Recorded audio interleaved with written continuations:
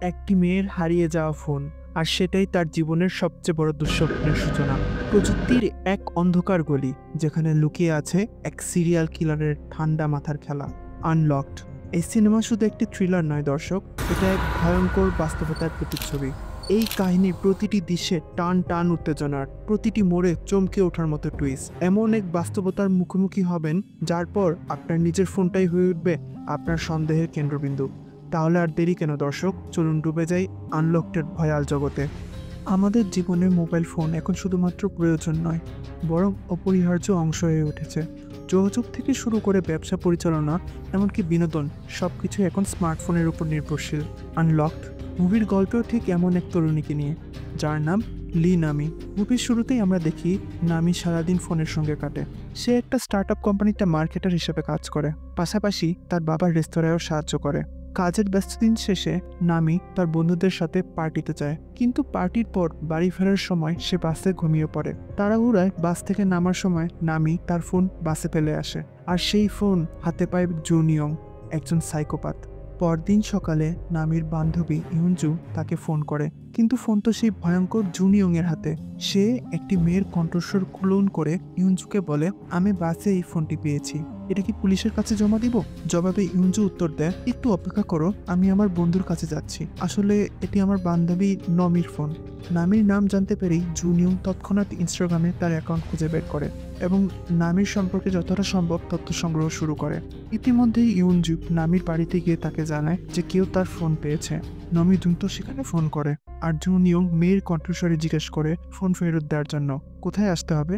নমি তার বাবার ক্যাফের ঠিকানা দেয়, যেখানে সে পার্ট টাইম কাজ করে। এদিকে জুনিয়ং নামির ইনস্টাগ্রাম থেকে তার জন্মদিন থেকে ফোনের পাসওয়ার্ড গেস করার চেষ্টা করে, কিন্তু কাজ হয় না।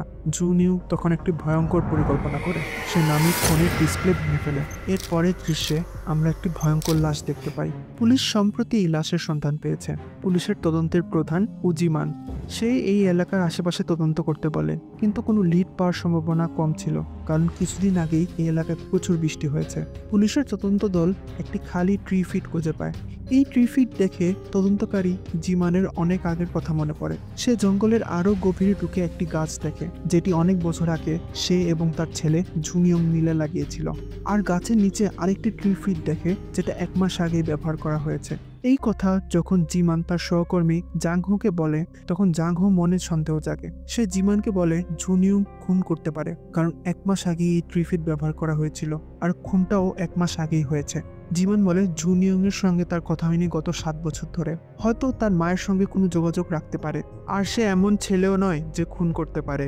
জুনিয়ং এর খারাপ বন্ধুদের মধ্যে হয়তো কেউ এই কাজ করেছে। আর জিমানের সহকর্মী জাংহু বলে তার ছেলেকে খুঁজে বের করে জিজ্ঞাসাবাদ করতে। পরের দৃশ্যে আমরা নামিকে দেখি, সে তার বাবার ক্যাফেতে সাহায্য করতে এসেছে। নামির বাবা তার জন্য একটি স্পেশাল জুস তৈরি করে, যা কখনোই ক্রেতাদের কাছে সে বিক্রি করে না। এর মাঝে ক্যাফের ফোনে একটি কল আসে। ফোনের উপরে জুনিয়ং, সে একটা মেয়ের কণ্ঠস্বর নকল করে নামির সঙ্গে কথা বলে। সে জানায় ভুলবশত নামির ফোনের ডিসপ্লে ভেঙে গেছে, তবে সে ইতিমধ্যেই ফোনটি রিপেয়ার শপে দিয়ে এসেছে আর মেরামতের খরচও পরিশোধ করেছে। নমিকে শুধু রিপেয়ার শপ থেকে ফোনটি সংগ্রহ করতে হবে। নামি রাজি হয়ে যায়। নামি ফোনে দেওয়া ঠিকানায় পৌঁছে যায়। শপে ঢুকতেই নামি কাউন্টারে তার ফোন দেখতে পায়। ফোন হাতে নিতেই জুনিয়ং হাজির হয়, কিন্তু ক্যাপ আর মাস্কের আড়ালে তার মুখ ঠিকমতো দেখা যায় না। নামিকে সে একটি ফর্ম পূরণ করতে দেয়, যেখানে ফোনের পাসওয়ার্ডও লিখতে হবে। নামির মনে সামান্য সন্দেহ জাগলেও সে পাসওয়ার্ড লিখে দেয়। এই সুযোগে জুনিয়ং নমির ফোনে একটি স্পাইওয়্যার ইনস্টল করে, যা দিয়ে সে ফোনের ক্যামেরা, ব্রাউজার সবকিছু নিয়ন্ত্রণ করতে পারে। ফোন মেরামতের কাজ শেষ হলে নামির কোনো সন্দেহ ছাড়াই ফোন নিয়ে চলে যায়। জুনিয়ং নামির ফোন পুরোপুরি নজরদারির আওতায় নিয়ে আসে। ইউনজুর সঙ্গে কথাবার্তায় নামি তার বাবার স্পেশাল পাম জুসের কথা বলে।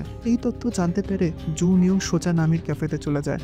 যখন নামি দোকানে কাজ করছিল, কাউন্টারে গিয়ে সে বিশেষ জুসের অর্ডার দেয়। নামি একটু অবাক হয়। জুনিয়ং বলে সে নাকি এই ক্যাফের নিয়মিত গ্রাহক, গত সামারে সে এই জুস খেয়েছিল। আসলে জুনিয়ং মিথ্যা কথা বলছিল, যাতে সে নামির কাছে পরিচিত হতে পারে। এমন সময় নামির বাবা এসে পড়ে এবং নামি ও জুনিয়ংকে কথা বলতে দেখে। নামির বাবা তাদের কথাবার্তা সম্পর্কে জিজ্ঞেস করে, কিন্তু নামি বেশি কথা না বাড়িয়ে চলে যায় যেহেতু তার শিফট শেষ। এদিকে উজিমান তার সহকর্মীর কথায় বাড়িতে এসে তার স্ত্রীর ফোন চেক করে। চ্যাটবক্সের বার্তা পড়ে সে বুঝতে পারে তার স্ত্রী এখনো জুনিয়ং এর সাথে মেসেজে যোগাযোগ রাখে। জুনিয়ং এর মা তাকে খাবারের পার্সেল পাঠায়, কিন্তু জুনিয়ং এর কোনো ঠিকানা পাওয়া যায় না, কারণ তার মা চ্যাট থেকে জুনিয়ং এর নতুন ঠিকানা মুছে ফেলেছে। পরের দৃশ্যে জুনিয়ং খাবার খেতে খেতে নামির উপর কড়া নজর রাখছে। তার ল্যাপটপের স্ক্রিনে নামির ফ্রন্ট ক্যামেরার ফুটেজ, জিপিএস এ তার লোকেশন এবং পাশে চ্যাটবক্সে নামির কথোপকথন, সবকিছু স্পষ্ট। রাতে নামি ফোন রেখে ঘুমিয়ে পড়লেও জুনিয়ং সারা রাত তার ফোনের সেন্সিটিভ তথ্য নোট করে। নোটে আছে নামির বাড়ির ঠিকানা, দরজার পাসকোড, সবকিছু। জুনিয়ং আরও জানতে পারে নামি কখন বাড়ি থেকে বের হয়, কোন বাসে চড়ে, এমনকি তার গোপন ইনস্টাগ্রাম অ্যাকাউন্টও। সবকিছু এখন জুনিয়ং এর নখদর্পণে। এরপর আমরা জুনিয়ং এর ল্যাপটপের ওয়ালপেপারে একটি হাত পা বাঁধা মেয়ের ছবি দেখি, যাকে আমরা আগে লাশ হিসেবে দেখেছিলাম। জুনিয়ং সেই ছবি সরিয়ে নামির ছবি যোগ করে। তার ডায়েরিতে নোট করে সে একটি শিরোনাম লিখে, নম্বর 9, লি নামি, যার অর্থ স্পষ্ট, নামি হচ্ছে তার পরবর্তী শিকার। পরদিন নামির বস নামিকে ডেকে বলে তার দুর্দান্ত মার্কেটিং কৌশলের জন্য কোম্পানির পণ্য একটি বড় ইভেন্টে প্রদর্শিত হবে, ফলে নামির বেতনও দ্বিগুণ হয়। নামির উৎসাহে সবাইকে জানাতে চায়, কিন্তু তার বস বলে এই খবর গোপন রাখতে। নামি জিজ্ঞেস করে, শুধু আমার জন্য? বস বোঝায় নামি দীর্ঘদিন তার সাথে কাজ করেছে, তাই এটা তার প্রাপ্য। নামি বলে ইভেন্ট যদি সফল হয় তাহলে সহকর্মীদের বেতনও বাড়াতে হবে। নামির বস এই অনুগত্যের জন্য নামির প্রশংসা করে। অথচ এই কথাবার্তার সময় নামির হাতে তার ফোন ছিল, যা জুনিয়ং এর কঠোর নজরদারির আওতায় ছিল। দুপুরে জিমান তার স্ত্রীর সঙ্গে খাবার খাচ্ছিল। হঠাৎ সে জুনিয়ং এর কথা তুললে তার স্ত্রী জিজ্ঞেস করে, হঠাৎ জুনের কথা তুললে কেন? জিমান বলে, গতকাল ক্রাইম সিনে একটা পাম গাছ দেখা গেছে, যেটা বহু বছর আগে সে আর জুন মিলে লাগিয়েছিল। গাছটা পাহাড়ের অনেক গভীরে, এমন এক জায়গায় যার লোকেশন শুধু তারা দুজনই জানতো। লাশের কাছে একটা ট্রিফিট পাওয়া গেছে, যা 1 মাস আগে পাম গাছ থেকে তৈরি হয়েছিল। এটা শুনে তার স্ত্রী চুপ হয়ে যায়। ঠিক তখন জিমানের ফোনে মেসেজ আসে, জুনিয়ং এর ঠিকানা পাওয়া গেছে। আসলে জিমান জুনের মেসেজের নম্বরটা ট্রেস করতে দিয়েছিল। সে আর দেরি না করে উঠে বেরিয়ে যায়। এরপর জিমান তার সহকর্মী জাংহোর সাথে দেখা করে। সে বলে জুন তার মায়ের সঙ্গে যে নম্বরে কথা বলেছে সেটা ইউনমি গিয়ং এর, যার লাশ কিছুদিন আগে পাওয়া গেছে। আর জুন একটি ফোন রিপেয়ার শপ চালায়, যার ঠিকানা নেই। উজিমান সঙ্গে সঙ্গে গাড়ি নিয়ে বেরিয়ে পড়ে জুনিয়ং এর বাড়ির দিকে। এদিকে লি নামি যখন তার অফিসে কাজ করছে, তখন জুনিয়ং তার বাড়িতে যায়। সে নামির বাড়ির সবকিছু ঘুরে ঘুরে দেখতে থাকে। এর মাঝে একটি ড্রয়ারে নামির পুরনো ফোন সে পেয়ে যায়। এরপর জুন এটিএম থেকে টাকা তুলে, তবে নিজের টাকা নয়, ইউনমি গিয়ং এর, যে মেয়েটিকে সম্প্রতি সে হাত পা বেঁধে খুন করেছিল।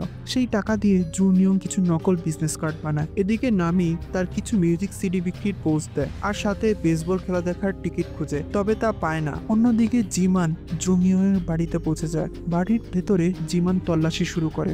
সেখানে সে একটি মেয়ের ও একটা মহিলার ছবি দেখতে পায়, যার মধ্যে একটি ছিল গতকাল পাওয়া লাশের। সঙ্গে সঙ্গে সে একটি নেল পালিশও খুঁজে পায়, যা ওই লাশের নখে ছিল। সে তার ফোন দিয়ে প্রমাণ রেকর্ড করতে শুরু করে। এছাড়া জিমান একটি সুটকেস খুঁজে পায়, যার মধ্যে ছিল অনেকগুলো ফোন এবং বেশ কিছু বিজনেস কার্ড।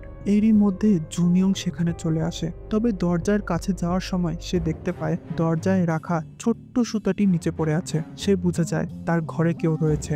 জানালা দিয়ে সে জিমানকে দেখতে পায়। এদিকে জিমানের ফোনে একটি মেসেজ আসে।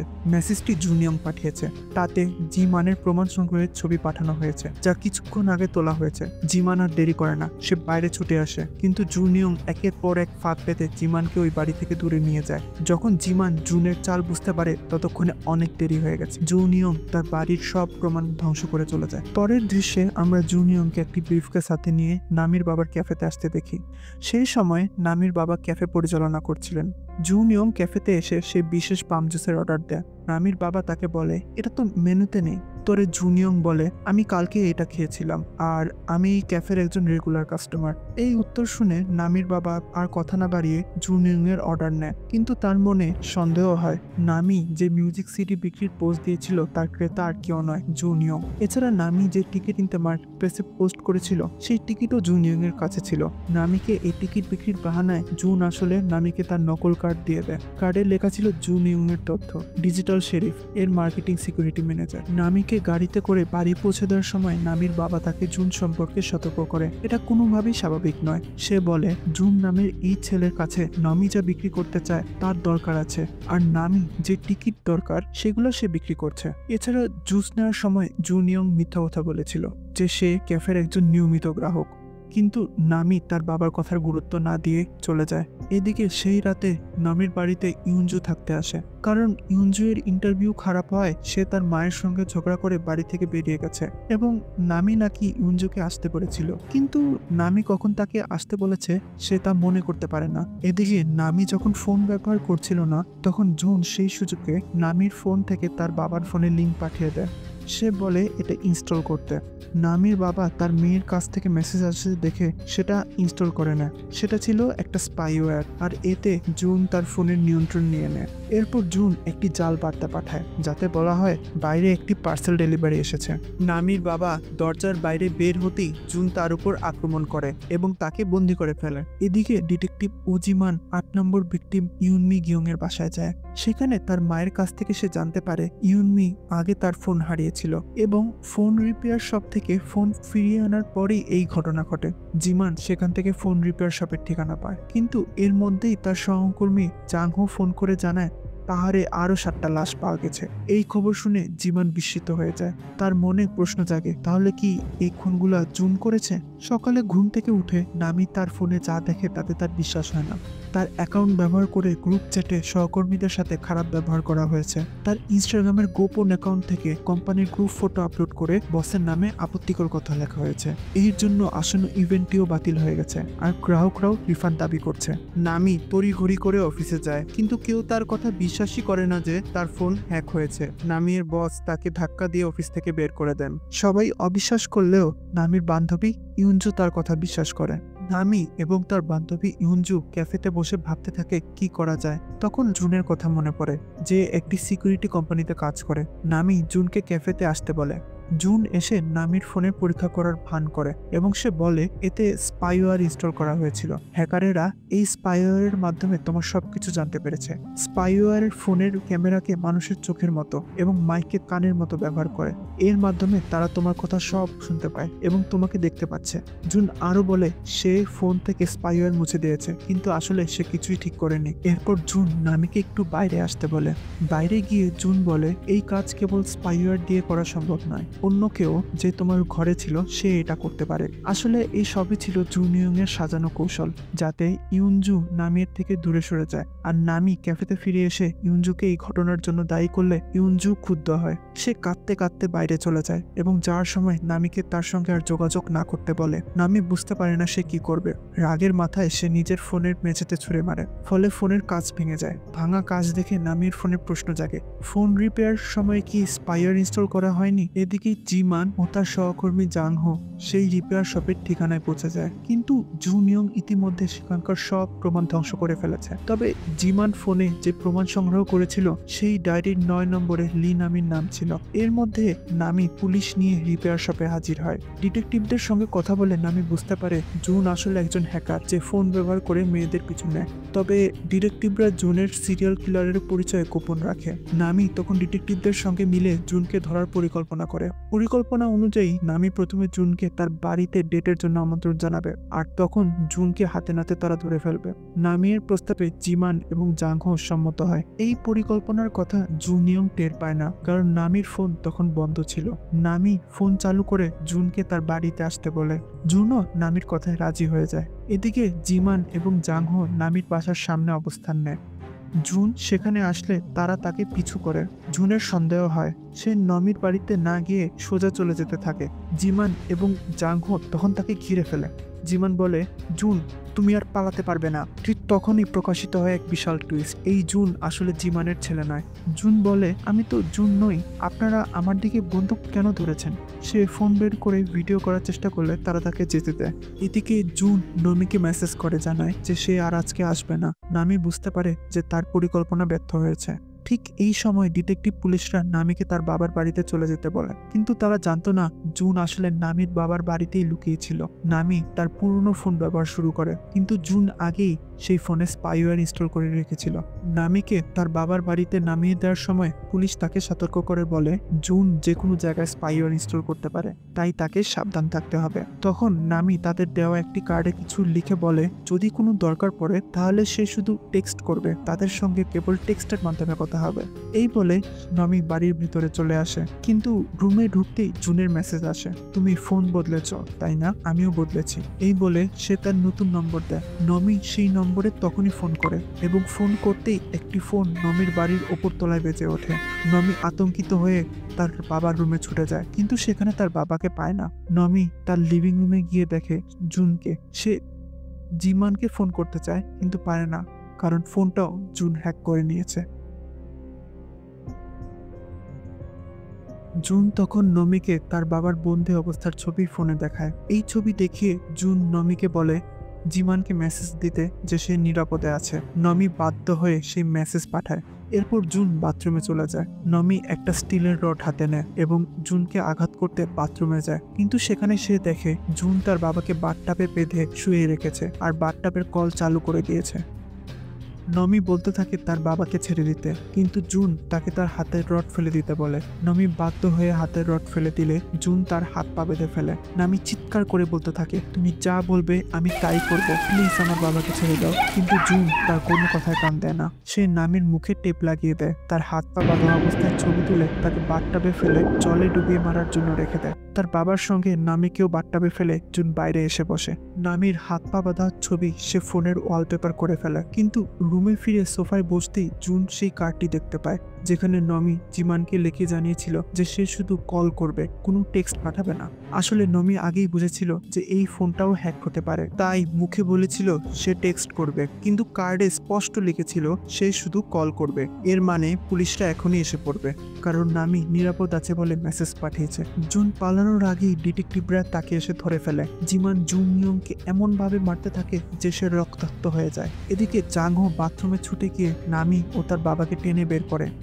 নামির জ্ঞান থাকলেও তার বাবার তখনও জ্ঞান ফেরেনি।